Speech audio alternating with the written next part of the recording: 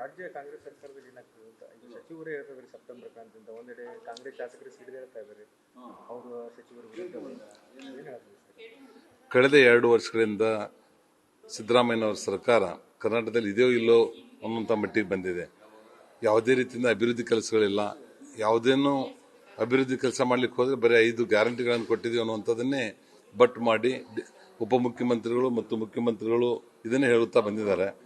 ಆದರೆ ಇವತ್ತು ಎಲ್ಲ ಇಲಾಖೆಗಳಲ್ಲಿ ಎಲ್ಲೆಲ್ಲಿ ಟ್ಯಾಕ್ಸ್ಗಳನ್ನು ಇನ್ಕ್ರೀಸ್ ಮಾಡಬೇಕಾಗಿತ್ತು ಅದೊಂದು ರೇಷಿಯೋ ಇರ್ತದೆ, ಏನು ಹೆಚ್ಚು ಮಾಡಬೇಕಾಗಿರುವಂಥದ್ದನ್ನು 100 ಟೈಮ್ಸ್ 20 ಟೈಮ್ಸ್ ಮಾಡಿರುವಂಥ ಉದಾಹರಣೆಗಳನ್ನು ನಿಮ್ಗೆ ಸಾಕಷ್ಟು ನಾನು ಕೊಡ್ಬೋದು. ಈ ರೀತಿ ಮಾಡಿ ಜನರ ಮೇಲೆ ಹೆಚ್ಚಿನ ತೆರಿಗೆಯನ್ನು ಹಾಕಿ ಬಲಗೈಯಲ್ಲಿ ತಗೊಂಡು ಎಡಗೈ ಕೊಡುವಂಥ ಕೆಲಸಗಳನ್ನು ಉಚಿತ ಗ್ಯಾರಂಟಿಗಳ ನೆಪದಲ್ಲಿ ಅವರು ಮಾಡ್ತಾ ಇರುವಂಥದ್ದನ್ನು ದಿನನಿತ್ಯ ನೋಡ್ತಾ ಇದ್ದೀವಿ. ಆದ್ರೆ ಕೇವಲ ಬಿಜೆಪಿ ಮತ್ತು JDS ತರ ಆಪಾದನೆ ಮಾಡ್ತಾ ಇಲ್ಲ. ಇವತ್ತು ಕಾಂಗ್ರೆಸ್ಸಿನ ಶಾಸಕರು, ಕಾಂಗ್ರೆಸ್ಸಿನ ಕೆಲವೊಬ್ಬರು ಮಂತ್ರಿಗಳು ನಿಗಮದ ಜವಾಬ್ದಾರಿ ತೆಗೆದುಕೊಂಡಿರುವಂತವರು ಸಹಿತ ಕಾಂಗ್ರೆಸ್ಸಿನ ಸರ್ಕಾರದ ಮೇಲೆ ಯಾವುದೇ ರೀತಿಯಿಂದ ವಿಶ್ವಾಸ ಇಲ್ಲ ಮತ್ತು ಯಾವುದೋ ಅಭಿವೃದ್ಧಿ ಕೆಲಸಗಳೆಲ್ಲ ಆಗ್ತಾ ಇಲ್ಲ ಅನ್ನುವಂಥದ್ದನ್ನ ಹಿರಿಯ ಶಾಸಕರಾಗಿರುವಂಥ ರಾಜು ಕಾಗೆ ಇರ್ಬೋದು ಮತ್ತು ಹಿರಿಯ ಶಾಸಕರಾಗಿರುವಂಥ ಬಿಹಾರದ ಪಾಟೀಲ್ ಇರ್ಬೋದು, ಈ ರೀತಿ ಹಲವಾರು ಜನರು ನೇರವಾಗಿ ವೇದಿಕೆ ಮುಂದೆ ಬಂದೇ ಮಾತಾಡ್ತಾ ಇದ್ದಾರೆ ಈಗ ಮೀಡಿಯಾ ಮುಂದೆನೆ. ಅದಕ್ಕಿಂತ ಹಿನ್ನೆಲೆಯಲ್ಲಿ ಹೆಚ್ಚು ಕಡಿಮೆ ಮೋರ್ ದೆನ್ 75% ಎಲ್ಲ MLAಗಳು ಬೇಸತ್ತಿದ್ದಾರೆ ಈ ಕಾಂಗ್ರೆಸ್ ಸರ್ಕಾರದಲ್ಲಿ. ಅದಕ್ಕೆ ಮತ್ತೆ ಮೊದಲಿನ ಸಿದ್ದರಾಮಯ್ಯನವರ ಕೆಲಸ ಮಾಡಬೇಕು. ಯಾವ ರೀತಿ ಹಿರಿಯ ರಾಜಕಾರಣಿಗಳಾಗಿರುವಂಥ ರಾಜನ್ ಅವ್ರ ಬಗ್ಗೆ ನಮ್ಗೆ ಅಭಿಮಾನ ಇದೆ. ಆದರೆ ಇವತ್ತು ಸೆಪ್ಟೆಂಬರ್ದಲ್ಲಿ ಏನು ಬದಲಾವಣೆ ಆಗ್ತದೆ ಅನ್ನೋಂಥ ಮಾತನ್ನು ಅವ್ರು ಹೇಳಿದ್ದಾರೆ. ಅವ್ರಿಗೆ ಒಂದೇನಾದ್ರೂ ಆಧಾರ ಅವ್ರಿಗೆ ಇರಬಹುದು. ಆಧಾರ ಇರಲಾರ್ದೇ ಅವ್ರು ಮಾತಾಡುವಂಥದ್ದು ಸಾಧ್ಯ ಇಲ್ಲ. ಆದರೆ ನಮ್ಗೆ ಏನು ಟಿವಿಯಲ್ಲಿ ನೋಡಿದ ಮಾತ್ರ ವಿಷಯ ಗೊತ್ತು. ಆ ವಿಷಯ ಮುಂದಿನ ಅಕ್ಟೋಬರ್ ನವೆಂಬರ್ದಲ್ಲಿ ಬಂದಾಗ ಅದನ್ನು ಕಾದು ನೋಡೋಣ ಏನೇನಿದೆ ಅನ್ನುವಂಥದ್ದನ್ನು. ಆದರೆ ಈ ಸರ್ಕಾರ ಅವ್ರದ್ದು ಬೇಗನೆ ಜನರ ಸಂಕಷ್ಟಗಳಿಗೆ ಸ್ಪಂದಿಸದೇ ಹೋದರೆ, ಅಭಿವೃದ್ಧಿ ಕೆಲಸಗಳನ್ನು ಮಾಡದೇ ಹೋದರೆ ಕಾಂಗ್ರೆಸ್ಸಿನ ಶಾಸಕರು ಮತ್ತು ಕಾಂಗ್ರೆಸ್ಸಿನ ಕಾರ್ಯಕರ್ತರನ್ನೇ ಬೀದಿಗೆ ಬಂದು ಸಹಾಯ ಮಾಡುವಂತ ಕಾಲ ದೂರ ಇಲ್ಲ ಅನ್ನುವಂಥದ್ದು ಹೇಳ್ಬೋದು.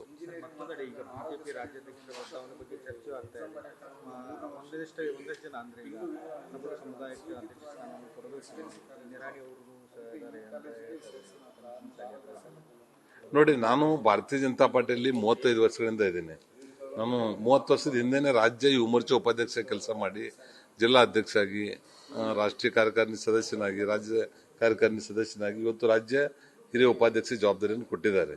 ನಾನು ಪಕ್ಷದ ನಿಷ್ಠಾವಂತ ಕೆಲಸನಾಗಿ ಯಾವುದೇ ಪಕ್ಷಕ್ಕೂ ಹೋಗಲಾರ್ದೇನೆ ಒಂದು ಪ್ರಾಮಾಣಿಕವಾಗಿ ಈ ಕೆಲಸದಲ್ಲಿ ಈ ಪಕ್ಷದಲ್ಲಿ ನಾನು ಇದ್ದೇನೆ. ಏನೇ ಜವಾಬ್ದಾರಿ ಕೊಟ್ಟರು ಸಹಿತ ನಾನು ಮಾಡ್ತೇನೆ.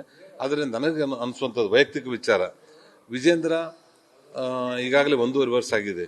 ನಮ್ಮದು 3 ವರ್ಷದ ಪೀರಿಯಡಲ್ಲಿ ಬದಲಾವಣೆಯನ್ನು ಮಾಡ್ತಾ ಬಂದಿದ್ದಾರೆ ನಮ್ಮ ಬೈಲಾಸ್ದಲ್ಲಿ ಇರುವಂಥದ್ದು. ನನಗನ್ನಿಸ್ತಾ ಇರುವಂಥದ್ದು ಇನ್ನೂ 1.5 ವರ್ಷ ಇವರೇ ಮುಂದುವರಿತಾರೆ ಅಂತೇಳಿ ನನ್ನ ವೈಯಕ್ತಿಕ ಅಭಿಪ್ರಾಯ. ಯಾವುದು ಅವ್ರು ಯಾವುದೇ ಕೆಲಸಗಳನ್ನು ಕೊಟ್ಟರು ನಾನಾಗಲೇ ಯಾವುದಕ್ಕೂ ಬೇಡಿಲ್ಲ, ಯಾರನ್ನೂ ಭೇಟಿಯಾಗಿಲ್ಲ. ನನ್ನ ರಾಜ್ಯಾಧ್ಯಕ್ಷರು ಬೇಕು, ಮುಖ್ಯಮಂತ್ರಿ ಬೇಕು ಅನ್ನುವಂಥದ್ದನ್ನು ಯಾವುದನ್ನು ನಾನು ಕೇಳಿಲ್ಲ. ಅದರ ಪಕ್ಷ ಮತ್ತು ನಮ್ಮ ಸಂಘದ ಹಿರಿಯರು ಅದು ಯಾವುದೇ ಜವಾಬ್ದಾರಿಯನ್ನು ಕೊಟ್ಟು ಸಹಿತ ನಾನು 24/7 ಸಮಯ ಕೊಟ್ಟು ನಾನು ಸಂಘಟನೆಯನ್ನು ಮಾಡಿ ಮತ್ತೆ ನಮ್ಮ ಭಾರತೀಯ ಜನತಾ ಪಾರ್ಟಿ ಸರ್ಕಾರ ಕರ್ನಾಟಕದಲ್ಲಿ ಬರುವಂತೆ ನಾವು ಮಾಡಲಿಕ್ಕೆ ನಾನು ಪ್ರಯತ್ನ ಮಾಡ್ತೇನೆ. ಮತ್ತೆಲ್ಲ ಹಿರಿಯರ ಆಶೀರ್ವಾದ ಮತ್ತು ಅವ್ರ ಮಾರ್ಗದರ್ಶನದಲ್ಲಿ ನಾವು ಮಾಡ್ಬೋದು.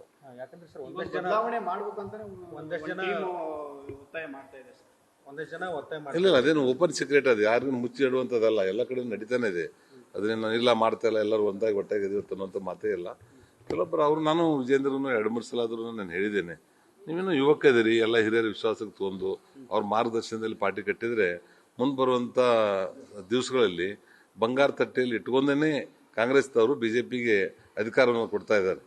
ನಾವು ಯಾವ ರೀತಿ 2013ರಲ್ಲಿ 3 ಪಾರ್ಟಿಯಾಗಿ ನಾವು ಅವ್ರು ಕೊಟ್ಟಿವೋ ಆ ರೀತಿ ಇವತ್ತಿನ ಪರಿಸ್ಥಿತಿ ಹಂಗಿದೆ. ಆದರೆ ಅವರು ಅದನ್ನು ಮಾಡುವಂಥ ಕೆಲಸಗಳನ್ನು ಮಾಡಬೇಕು ಮತ್ತು ಅವ್ರಿಗೆ 1.5 ವರ್ಷ ಇನ್ನೂ ಸಮಯ ಇದೆ. ಆ ಸಮಯದಲ್ಲಿ ನಮ್ಮ ಹಿರಿಯರು ರಾಜ್ಯದ ನಾಯಕರಾಗಿರ್ಬೋದು, ರಾಷ್ಟ್ರೀಯ ನಾಯಕರಾಗಿರ್ಬೋದು, ಅವ್ರ ಮಾರ್ಗದರ್ಶನದಲ್ಲಿ ನಡ್ಕೋಬೇಕಂತ ವಿನಂತಿ ಮಾಡ್ತೀನಿ. ಅಂದ್ರೆ ರಾಜ್ಯ ರಾಜಕಾರಣದಲ್ಲಿ ಒಂದು ಚರ್ಚೆ ಆಗ್ತಾ ಇದೆ, ಒಂದು ವೇಳೆ ರಾಜ್ಯಾಧ್ಯಕ್ಷರ ಬದಲಾವಣೆ ಆದ್ರೆ ನಿರಾಣಿ ಅವರು ಮತ್ತೆ ಅರವಿಂದ್ ಬೆಲ್ಲದವರು ಈ ರೀತಿ ಅಲ್ಲ ರೀ, ನಮ್ಮ ಪಕ್ಷದಲ್ಲಿ 224 MLAಗಳು ex-MLAಗಳು ಏನಿದ್ದಾರೆ ಎಲ್ಲರೂ ರಾಜ್ಯಾಧ್ಯಕ್ಷ ಆಗುವಂತ ಶಕ್ತಿಯುತರು ಇದ್ದಂತವರೇ ಇದ್ದಾರೆ. ಅದರ ಮುರುಗೇಶ್ ನಿರಾಣಿ ಯಾಕೆ, ಎಲ್ಲರೂ ಇದ್ದಾರೆ. ಪಕ್ಷದವ್ರು ಅಳದು ತೂಗಿ ಯಾರಿಗೆ ಜವಾಬ್ದಾರಿಯನ್ನು ಕೊಡ್ತಾರೆ ಅವ್ರು ಮಾಡ್ತಾರೆ. ಜವಾಬ್ದಾರಿ ಕೊಟ್ಟರೆ ಇಲ್ಲಿ ಯಾವತ್ತೂ ಹೇಳ್ತಾ ಇದ್ದಾರೆ ಜವಾಬ್ದಾರಿ ಏನು. ಈಗ ಉಪಾಧ್ಯಕ್ಷ ಕೊಟ್ಟಿದ್ದಾರೆ, ನನಗೇನು ಕೆಲಸ ಹಚ್ಚಿದೆ ಅದು ಮಾಡಿದ್ದೇನೆ. ನಾನು ಉಪಾಧ್ಯಕ್ಷ ಬೇಡಿರಲಿಲ್ಲ. ಹಿಂದಿನ ಕಾಲದಲ್ಲಿ ನಾನು ಜಿಲ್ಲಾಧ್ಯಕ್ಷ ಕೊಟ್ಟಿದ್ದರು, ಜಿಲ್ಲಾಧ್ಯಕ್ಷನೂ ನಿಭಾಯಿಸಿದ್ದೇನೆ. ಅವ್ರು ನನಗೆ ಮತ್ತೆ ನನಗೆ 10 ವರ್ಷ ಈ ಕರ್ನಾಟಕ ರಾಜ್ಯದ ಕೈಗಾರಿಕಾ ಸಚಿವನನ್ನ ಮಾಡಿದರು. ಅದಕ್ಕೊಂದು ಗೌರವಯುತವಾಗಿ ನ್ಯಾಯಸಮ್ಮತವಾಗಿ 3 ಗ್ಲೋಬಲ್ ಇನ್ವೆಸ್ಟರ್ಸ್ ಮೀಟ್ ಮಾಡೋದ್ರಿಂದ ಲಕ್ಷಾಂತರ ಜನರಿಗೆ ಉದ್ಯೋಗ ಸಿಗುವಂತೆ ಮತ್ತು ಸಾವಿರಾರು ಕೋಟಿ ರೂಪಾಯಿಗಳು ನಮ್ಮ ಕರ್ನಾಟಕಕ್ಕೆ ಕರೆದು ಬರುವಂತೆ ನಾನು ಮಾಡಿದ್ದೇನೆ. ಅವರಾಗಲಿ ಜವಾಬ್ದಾರಿ ಕೊಟ್ಟಿರುವಂಥದ್ದಕ್ಕೆ ಯಾವುದೇ ಒಂದು ಕಪ್ ಚುಕ್ಕಿ ಇರಲಾರ್ದೆ ನಡ್ಕೊಂಡಿದ್ದೇನೆ. ಸರ್, ಈಗ ಮೊನ್ನೆ ಯತ್ನಾಳವರೊಂದು ಹೇಳಿಕೆಯನ್ನು ಕೊಟ್ಟರು ಸರ್, ಯಡಿಯೂರಪ್ಪ ಸತ್ರೆ ಉದ್ಧಾರ ಆಗುತ್ತಾರೆ, ಪಾರ್ಟಿ ಉದ್ಧಾರ ಆಗುತ್ತೆ ಅಂತ. ನಾನು ಅದ್ರ ಬಗ್ಗೆ ಏನು ಮಾತಾಡೋದಿಲ್ಲ. ಅವರೊಬ್ಬರು ಹಿರಿಯ ಶಾಸಕರಿದ್ದಾರೆ, ಹಿರಿಯ ಪಕ್ಷದ ಮುಖಂಡರಿದ್ದಾರೆ. ಸಾಕಷ್ಟು ಹಿಂದೆ ಅಟಲ್ ಬಿಹಾರಿ ವಾಜಪೇಯಿ ಅವರ ಸರ್ಕಾರದಲ್ಲಿ ಅವರೊಬ್ಬರು ಮಂತ್ರಿಯಾಗಿ ಕೆಲಸ ಮಾಡಿರುವಂಥದ್ದು, ಜಿಲ್ಲಾಧ್ಯಕ್ಷರ ಕೆಲಸ ಮಾಡಿರುವಂಥದ್ದು, MLA MP MLC ಕೆಲಸ ಮಾಡಿರುವಂಥ ಅನುಭವ ಇದೆ. ಆದರೆ ಒಳ್ಳೆ ರೀತಿಯಿಂದ ಅವ್ರು ನೋಡ್ಕೊಂಡು ಅವ್ರಿಗೆ ಒಳ್ಳೆ ಭವಿಷ್ಯ ಮುಂದಿನ ದಿವಸದಲ್ಲಿ ಬರ್ಬೋದು, ಒಳ್ಳೆ ಸಂಘಟನಾಕಾರತೆ ಇಷ್ಟು ಹೇಳ್ಬೋದು. ಈಶ್ವರಪ್ಪನವರು ಅವರಿಗೆ ವಾಪಸ್ ಬರಬೇಕಂತ ಇಂಗಿತ ತೋರಿಸ್ತಾ ಇದ್ದಾರೆ ಅಂತ ನೋಡ್ರಿ, ಒಂದು ಸಮಯ ಬರ್ತದೆ ಗರ್ ವಾಪಸ್ಸಿ ಇದ್ದಾಗ ಎಲ್ಲರೂ ಬರ್ತಾರೆ, ಎಲ್ಲರೂ ಬರ್ತಾರೆ, ಎಲ್ಲರೂ ಕರಿತೀವಿ. ಆ ಸಂದರ್ಭದಲ್ಲಿ ಎಲ್ಲ ಶಕ್ತಿ ಕೂಡಿದಾಗನೇ ನಾವು 115 ಆಗ್ಲಿಕ್ಕೆ ಸಾಧ್ಯ ಇದೆಲ್ಲ. ಎಲ್ಲರೂ ಬಿಟ್ಬಿಟ್ಟು ಹೋದ್ರಂದ್ರೆ ನಾವು 115 ಆಗ್ಲಿಕ್ಕೆ ಸಾಧ್ಯ ಇಲ್ಲ. ಇದು ರಾಜಕೀಯ ಪಕ್ಷ. ಎಲ್ಲರೂ ಒಂದಾಗಿ ಒಗ್ಗಟ್ಟಾಗಿ ಹೋದಾಗ ಮಾತ್ರ ನಾವು ಸರ್ಕಾರ ರಚನೆ ಮಾಡ್ಲಿಕ್ಕೆ ಸಾಧ್ಯ ಇದೆ. ಆ ನಿಟ್ಟಿನಲ್ಲಿ ಯಾವತ್ತು ಹಿರಿಯರು ಸೂಚನೆ ಕೊಡ್ತಾರೆ. ಪ್ರತಿ ಸಲ ಮಾಡಿದ್ದಾರೆ, ಎಲೆಕ್ಷನ್ ಸಂದರ್ಭದಲ್ಲಿ ಆಗಲಿ ನಡುವ ಮಧ್ಯದಲ್ಲಿ ಆಗಲಿ ಗರ್ ವಾಪಸ್ಸಿ ಕಾರ್ಯಕ್ರಮ ಬರ್ತದೆ. ಅವಾಗ ನಾವಾಗಲೆಲ್ಲ ಹಿರಿಯರು ಹೋಗಿ ಯಾರ್ಯಾರು ಬಿಟ್ಟು ಹೋಗಿದ್ದಾರೆ ಅವ್ರ ಒಟ್ಟರು ಕರ್ಕೊಂಬರುವಂಥ ವ್ಯವಸ್ಥೆ ನಾವು ಮಾಡ್ತೀವಿ. ನ್ಯೂಸ್ ಫಸ್ಟ್ ನಿರ್ಭೀತಿಯಿಂದ ನಿಮ್ಮ ಪರವಾಗಿ.